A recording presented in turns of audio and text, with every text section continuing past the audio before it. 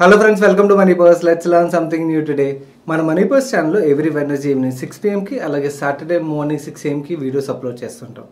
ఈ రోజు వీడియోలో ఏం మాట్లాడబోతున్నా అంటే మీరు ఒకవేళ ప్రాపర్టీ కొందామని ఆలోచిస్తున్నా లేదా ప్రాపర్టీ కొనడానికి ఎప్పుడు బెస్ట్ టైం అని చెప్పి ఆలోచిస్తున్నా కూడా ఈ వీడియోలో కంటెంట్ మీకు చాలా వరకు ఉపయోగపడుతుంది.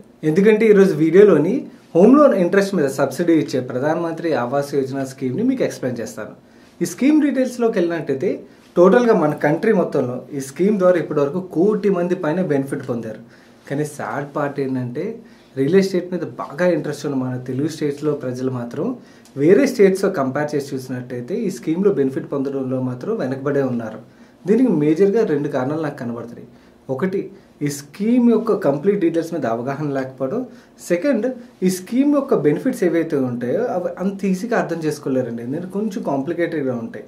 సో అందు గురించి నేను ఏం చేస్తానంటే ఈ స్కీమ్ యొక్క లేటెస్ట్ రూల్స్ అన్ని స్టెప్ బై స్టెప్ మీకు ఈజీగా అర్థమయ్యే లాంగ్వేజ్లో ఈ వీడియోలో ఎక్స్ప్లెయిన్ చేస్తాను. సో దట్ మీరు ఈ స్కీమ్ యొక్క బెనిఫిట్స్ అన్ని ఈజీగా అర్థం చేసుకుని దీని ద్వారా మీరు లాభ పొందొచ్చు.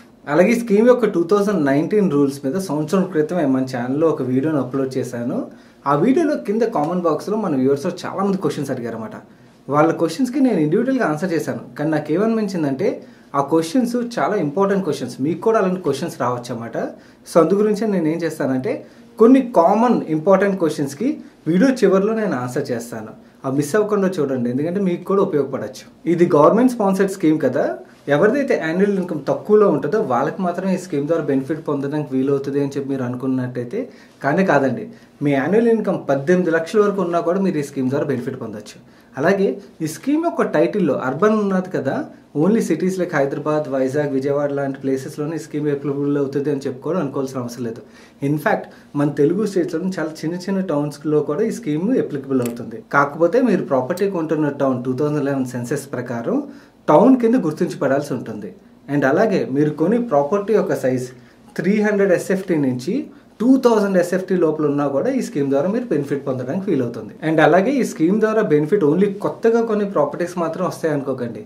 ఇన్ఫ్యాక్ట్ మీ ఎగ్జిస్టింగ్ ప్రాపర్టీకి రెన్యువేషన్ చేయడానికి కూడా మీరు హోమ్ లోన్ తీసుకునేటట్టయితే మాత్రం ఈ స్కీమ్ ద్వారా మీరు బెనిఫిట్ పొందడానికి వీలవుతుంది. కాకపోతే కొన్ని చిన్న చిన్న కండిషన్స్ని ఫుల్ఫిల్ చేయాల్సి ఉంటుంది. ఆ కండిషన్స్ ఏంటన్నవి మీకు ఇప్పుడు ఒక్కొక్కటిగా ఎక్స్ప్లెయిన్ చేస్తాను. ఈ స్కీమ్ ద్వారా బెనిఫిట్ పొందాలనుకుంటున్న వారిని వాళ్ళ ఫ్యామిలీ యొక్క టోటల్ ఇన్కమ్ ద్వారా 4 కేటగిరీస్ కింద సెగ్రిగేట్ చేశారు. ఈ 4 కేటగిరీస్ ఏంటంటే ఎవరిదైనా ఫ్యామిలీ ఇన్కమ్ 3 లక్షల లోపల ఉన్నట్టయితే వాళ్ళని EWS ఎకనామికల్లీ వీకర్ సెక్షన్ కింద కేటగరైజ్ చేశారు.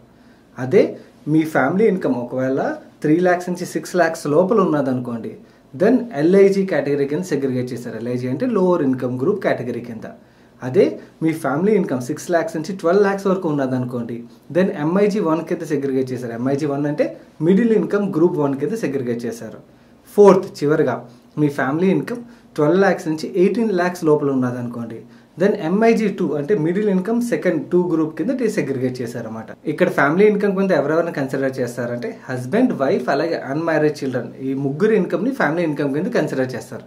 కాకపోతే ఇక్కడ అన్మ్యారేడ్ చిల్డ్రన్ ఎర్నింగ్ మెంబర్ అయ్యి వాళ్ళ పేరు మీద సపరేట్గా ప్రాపర్టీ కొందాం అనుకుంటున్నారు అనుకోండి, దెన్ ఇన్ దట్ కేస్ వాళ్ళ ఇన్కమ్ని సపరేట్గా క్యాలిక్యులేట్ చేస్తారు. ముందుగా మనం EWS అండ్ LIG కేటగిరీ గురించి మాట్లాడుకుందాం.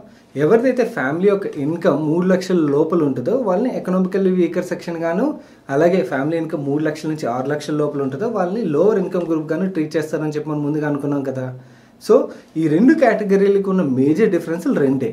ఒకటి ఫ్యామిలీ యొక్క యాన్యువల్ ఇన్కమ్, సెకండ్ ప్రాపర్టీ యొక్క కార్పెట్ ఏరియా. ఒకవేళ మీ ఫ్యామిలీ యొక్క యాన్యువల్ ఇన్కమ్ 3 లక్షల లోపల ఉండి మీరు EWS కేటగిరీలోకి వచ్చారనుకోండి, మీరు కొనే ప్రాపర్టీ యొక్క కార్పెట్ ఏరియా 30 square meters ఉండాలి. అంటే మనం SFTలో మాట్లాడుకోవాలంటే 322 SFT లోపల ఉండాలి. అదే మీ ఫ్యామిలీ ఇన్కమ్ LIG కేటగిరీలోకి వస్తుంది అనుకోండి, మీరు కొనే ప్రాపర్టీ యొక్క కార్పెట్ ఏరియా 60 square meters ఉండాలి. మనం SFTలో మాట్లాడుకోవాలంటే 645 SFT లోపల ఉండాలన్నమాట. ఇక్కడ కార్పెట్ ఏరియా అంటే మీరు ఉండే లివింగ్ ఏరియా అన్నమాట. అంటే మీరు కొనే ప్రాపర్టీలో కామన్ ఏరియా అలాగే కాంపౌండ్ వాల్స్ ఇవి వస్తాయి కదా, అవి రావు. మీరు ఉండడానికి ఉండే ప్రాపర్టీలో ఏరియా ఏదైతే ఉంటుందో అది కార్పెట్ ఏరియా కింద క్యాలిక్యులేట్ చేస్తారు. ఈ 2 కేటగిరీలోని మీరు కొత్తగా ప్రాపర్టీ కొనడానికి కాకుండా మీ ఎగ్జిస్టింగ్ ప్రాపర్టీకి రెన్యువేట్ చేయడానికి, అంటే కొత్తగా ఒక రూమ్ కట్టుకోవడానికి కానీ లేకపోతే బాత్రూమ్, కిచెన్ ఏదైనా కట్టుకోవడానికి మీరు లోన్ తీసుకుంటున్నారు అనుకోండి, అలాంటి కేసులో మీ హౌస్ పక్క హౌసే ఉండాల్సిన అవసరం లేదు. బట్ కానీ మీరు కొత్తగా ప్రాపర్టీ కొంటున్నట్టయితే మాత్రం డెఫినెట్గా అది పక్కా హౌసే ఉండాలి. అలాగే ఈ 2 కేటగిరీలోని women ownership or co ownership అన్నది మ్యాండేటరీ అన్నమాట. కొన్ని కేసెస్లో ఎక్సెప్షన్ ఇస్తున్నారు. అవి ఏ కేసెస్లో ఎక్సెప్షన్ ఇస్తున్నారు అని చెప్పి వాళ్ళ వెబ్సైట్లో క్లియర్గా రాశారు. మీరు అక్కడ నుంచి చదువుకోవచ్చు. ఈ 2 కండిషన్స్ ఫుల్ఫిల్ అయితే మీరు తీసుకునే లోన్ అమౌంట్లోని up to 6 lakhs loan amount వరకు ఇంట్రెస్ట్ సబ్సిడీ ఇస్తుంది అన్నమాట గవర్నమెంట్. 6 lakhs కదా అని చెప్పి లోన్ అమౌంట్ 6 lakhs ఉండాలనుకోకండి.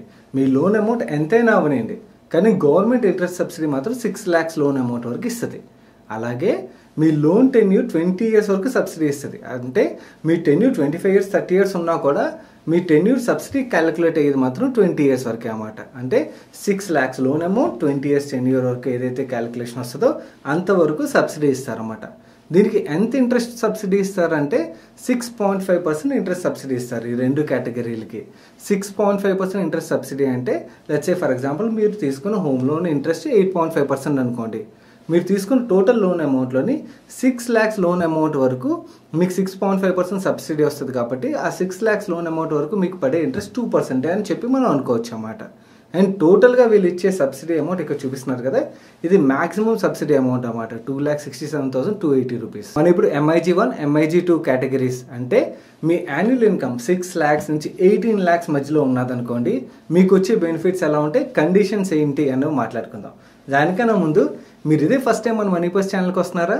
అలాగైతే మేము ఇలాంటి లోన్ రిలేటెడ్ వీడియోస్ అలాగే గవర్నమెంట్ సబ్సిడీ స్కీమ్సే కాకుండా కంప్లీట్ ఫైనాన్షియల్ రిలేటెడ్ ప్రొడక్ట్స్ అంటే మ్యూచువల్ ఫండ్స్, స్టాక్స్, అలాగే ట్రెడిషనల్ ఇన్సూరెన్స్ ప్రొడక్ట్స్, అలాగే గవర్నమెంట్ రన్ స్కీమ్స్, ఇలాంటి ప్రొడక్ట్స్ అన్నిటి మీద ఈజీగా అర్థమయ్యే లాంగ్వేజ్లోని వీడియోస్ రికార్డ్ చేసి అప్లోడ్ చేస్తుంటాం మన ఛానల్లో రెగ్యులర్గా. సో మీరు ఫ్యూచర్లోని ఇలాంటి వీడియోస్ చూసి మీ ఫైనాన్షియల్ నాలెడ్జ్ అప్గ్రేడ్ చేసుకోవడానికి కింద రెడ్ కలర్లో ఉన్న సబ్స్క్రైబ్ బటన్ మీద క్లిక్ చేయండి వెంటనే, అండ్ పక్కన ఉన్న బెల్ ఐకాన్ ప్రెస్ చేయడం మర్చిపోకండి.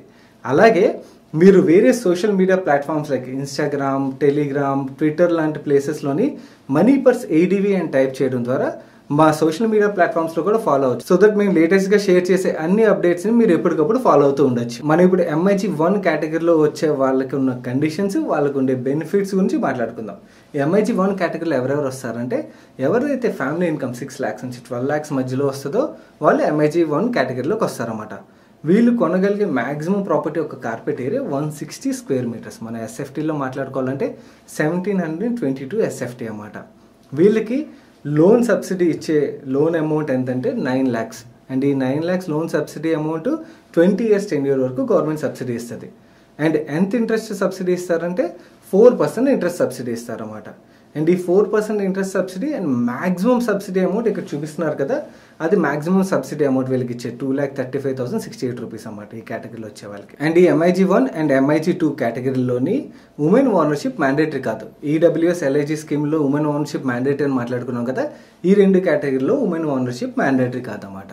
అండ్ ఈ MIG2 కేటగిరీ విషయంకి వచ్చినట్టయితే ఎవరిదైతే ఫ్యామిలీ యాన్యువల్ ఇన్కమ్ 12 lakhs నుంచి 18 lakhs మధ్యలో వస్తుందో వాళ్ళు MIG2 కేటగిరీ కింద వస్తారన్నమాట. వీళ్ళు కొనగలిగే ప్రాపర్టీ యొక్క maximum carpet area 200 square meters. మన SFTలో మాట్లాడుకోవాలంటే 2152 SFT వరకు వస్తుందన్నమాట. అండ్ ఈ కేటగిరీలో వచ్చే వాళ్ళకి ఎంతవరకు లోన్కి సబ్సిడీ కింద క్యాలిక్యులేట్ చేస్తారంటే 12 lakhs వరకు లోన్ సబ్సిడీ క్యాలిక్యులేషన్ కింద తీసుకుంటారు. అండ్ 20 years టెన్యూర్ వరకు తీసుకుంటారు. అండ్ ఈ 12 lakhs వరకు ఏదైతే లోన్ సబ్సిడీ అమౌంట్ తీసుకుంటారో దీంట్లో ఎంత ఇంట్రెస్ట్ వరకు సబ్సిడీ ఇస్తారంటే 3% ఇంట్రెస్ట్ వరకు సబ్సిడీ ఇస్తారు. అండ్ ఆ 3% interest subsidy amount total subsidy amount ఎంత ఇస్తారంటే 2,30,156 రూపీస్. అండ్ ఈ ప్రధాన మంత్రి ఆవాస్ యోజన స్కీమ్ ద్వారా మీరు బెనిఫిట్ పొందాలనుకున్నట్టయితే లాస్ట్ డేట్స్ విషయంకి వచ్చినట్టయితే మీరు ఒకవేళ EWS ఎకనామికలీ వీకర్ సెక్షన్ కింద కానీ LIG కేటగిరీ కింద కానీ వస్తున్నట్టయితే మీరు అప్లై చేయడానికి లాస్ట్ డేట్ 31st March 2022. అదే మీరు MIG1 ఆర్ MIG2 కేటగిరీలోకి వస్తున్నారు అనుకోండి, మీకు లాస్ట్ డేట్ 31st March 2021 అన్నమాట. ఈ లాస్ట్ డేట్స్ని మర్చిపోకండి. అండ్ మీ యాన్యువల్ ఇన్కమ్ బట్టి అలాగే మీరు కొంటున్న ప్రాపర్టీ బట్టి మీకు ఎంత సబ్సిడీ వస్తుంది అన్నదానికి కూడా వీళ్ళు ఒక ఈజీ క్యాలిక్యులేటర్ని వాళ్ళ వెబ్సైట్లో పెట్టారు. ఆ క్యాలిక్యులేటర్ ఒక లింక్ కింద డిస్క్రిప్షన్లో ఉంచుతాను. ఆ లింక్ అక్కడే ఉంటుంది, కంగారు పడకండి. ఈ వీడియో అయిపోయిన తర్వాత చూడండి, ఎందుకంటే ఈ వీడియోలో షేర్ చేసే మిగిలిన ఇన్ఫర్మేషన్ మీరు మిస్ అయిపోవచ్చు. మరి ఇప్పుడు ఈ స్కీమ్ ద్వారా బెనిఫిట్ పొందాలంటే అప్లై చేసే ప్రాసెస్ ఏంటో చూద్దాం. అప్లై చేసే ప్రాసెస్ చాలా సింపుల్ అండి. మీరు హోమ్ లోన్ తీసుకోవడానికి మీ NBFCని కానీ బ్యాంక్ని కానీ అప్రోచ్ అవుతారు కదా, అప్రోచ్ అయినప్పుడే వాళ్ళ ద్వారా ఈ ప్రధాన మంత్రి ఆవాస్ యోజన స్కీమ్కి కూడా మీరు అప్లై చేయాల్సి ఉంటుంది. అండ్ అలా అప్లై చేయడమే బెస్ట్ ప్రాసెస్ అన్నమాట. అలా అప్లై చేసిన తర్వాత మీకు ఒక అప్లికేషన్ ID అనేది జనరేట్ అవుతుంది. అండ్ ఆ ఐడి జనరేట్ అయిన తర్వాత మీ అప్లికేషన్ డ్యూ డిలిజెన్స్ ప్రాసెస్ మొత్తం కంప్లీట్ అయిన తర్వాత ఏదైతే సబ్సిడీ అమౌంట్ వస్తుందో అది మీ బ్యాంక్ అకౌంట్లో డైరెక్ట్గా క్రెడిట్ అవుతుంది. అండ్ మీ అప్లికేషన్ ఈచ్ ఫేజ్ని పాస్ అయ్యేటప్పుడు మీకు SMS అలర్ట్స్ రూపంలో అలర్ట్స్ వస్తూనే ఉంటాయి. అలాగే సైమిల్టేనియస్లీ ఇక్కడ చూపిస్తున్న వెబ్సైట్లో కూడా మీ అప్లికేషన్ ఐడిని పెట్టి మీరు రిజిస్టర్ చేసుకున్నట్టయితే మీరు ఎప్పటికప్పుడు మీ అప్లికేషన్ ప్రాసెస్ని రెగ్యులర్గా ట్రాక్ చేస్తూ ఉండొచ్చు. మనం ఇప్పుడు ఈ స్కీమ్లోని చాలామంది కామన్గా వచ్చే క్వశ్చన్స్ అండ్ వాటికి ఆన్సర్స్ చూద్దాం. అలాగే దాంతోపాటు ప్రాపర్టీని కొనడానికి బెస్ట్ టైం ఎప్పుడు అన్న నా అభిప్రాయాన్ని కూడా షేర్ చేస్తాను.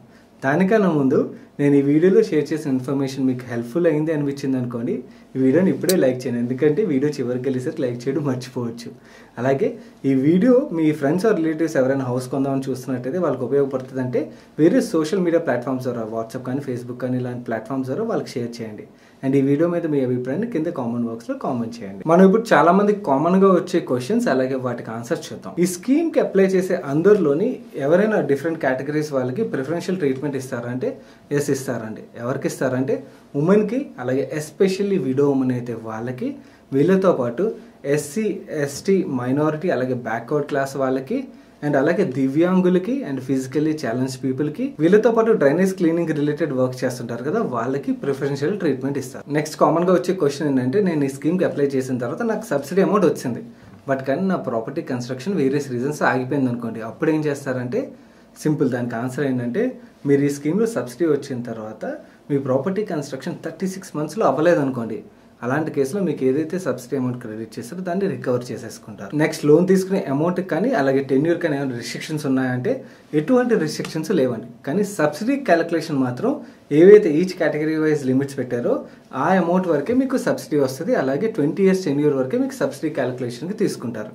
మీ లోన్ అమౌంట్ ఎంతైనా అవ్వచ్చు, లోన్ టెన్యూర్ ఎంతైనా అవ్వచ్చు. నెక్స్ట్ క్వశ్చన్, ఈ స్కీమ్ ద్వారా NRIs బెనిఫిట్ పొందడానికి వీలవుతుందా? ఎస్, NRIs ఈ స్కీమ్ ద్వారా బెనిఫిట్ పొందడానికి వీలవుతుందండి. కాకపోతే కొన్ని కండిషన్స్ ఉన్నాయి. ఆ కండిషన్స్ ఏంటి అనేవి వీళ్ళ వెబ్సైట్లో క్లియర్గా రాశారు. మీరు అవి చదువుకున్నట్టయితే చాలా ఈజీగా అర్థమైపోతుంది. నెక్స్ట్ క్వశ్చన్, ఈ స్కీమ్ ద్వారా సింగిల్ ఉమెన్ బెనిఫిట్ పొందడానికి వీలవుతుందా?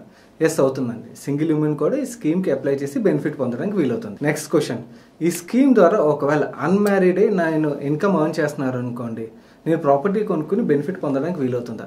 ఎస్ అవుతుందండి. కాకపోతే మీ ఇన్కమ్ని మీ ఫ్యామిలీ ఇన్కమ్లోంచి సపరేట్గా ట్రీట్ చేసి క్యాలిక్యులేట్ చేస్తారు.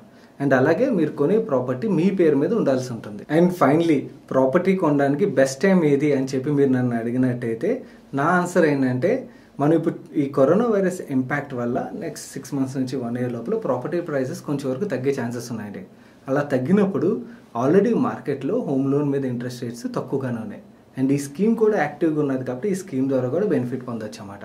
సో నా వ్యూ ఏంటంటే నెక్స్ట్ 6 months నుంచి 1 year లోపల ఒకవేళ ప్రాపర్టీ ప్రైసెస్ తగ్గితే అలాంటప్పుడు కొనుక్కోవడం చాలా బెస్ట్ ఆపర్చునిటీ అని నేను ఫీల్ అవుతున్నాను. అది కూడా నెక్స్ట్ 5 to 10 yearsలో ఇది one of the best opportunities అని చెప్పి నా ఫీలింగ్. ఇది మీరు సెల్ఫ్ ఆక్యుపైడ్ ప్రాపర్టీ కొందాం అనుకున్నట్టయితే నా వ్యూ ఇది. అదే మీరు ఇన్వెస్ట్మెంట్ కోసం కొందాం అనుకుంటున్నారు అనుకోండి, అంటే మీరు ఉండేది ఒక లొకేషన్ వేరే లొకేషన్లో కొందాం లేదా వేరే ఏ కండిషన్లో అయినా ఇన్వెస్ట్మెంట్ కోసం కొందాం అనుకుంటున్నారు అనుకోండి, దానికి వేరే లెక్కలు ఉంటాయి. అవి సపరేట్ వీడియోలో మాట్లాడతాను. That's it about this video guys. అలాగే మీరు హోమ్ లోన్ తీసుకున్న తర్వాత హోమ్ లోన్ ఎలా తొందరగా క్లియర్ చేయాలని తెలుసుకోవాలనుకున్నారు అనుకోండి, ఇక్కడ ఈ వీడియోలో ఈజీ క్యాలిక్యులేషన్స్ ఇచ్చాను. ఆ వీడియో చూస్తే మీకు అర్థమవుతుంది. అండ్ మీరు ఇప్పటివరకు మన మనీ పర్స్ ఛానల్ సబ్స్క్రైబ్ చేయలేదనుకోండి, ఇక్కడ ఉన్న మన లోగో మీద క్లిక్ చేయడం ద్వారా కూడా ఛానల్ సబ్స్క్రైబ్ చేయొచ్చు. నేను సాయి కృష్ణ పత్రి, మీ మనీ పర్స్ ఛానల్ చూస్తున్నాను. Thank you.